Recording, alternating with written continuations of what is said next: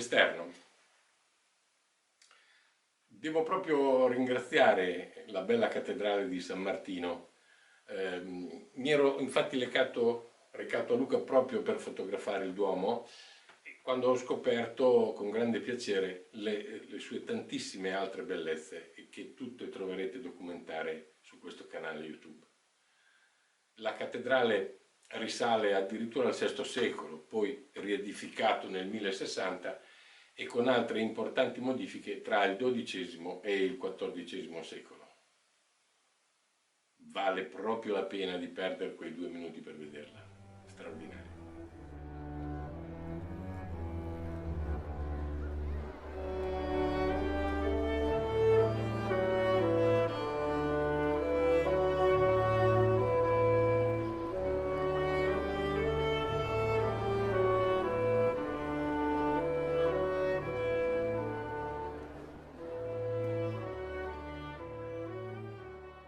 Ecco, divenne cattedrale nell'VIII secolo con la fine del dominio longobardo e l'avvento dei conti carolingi.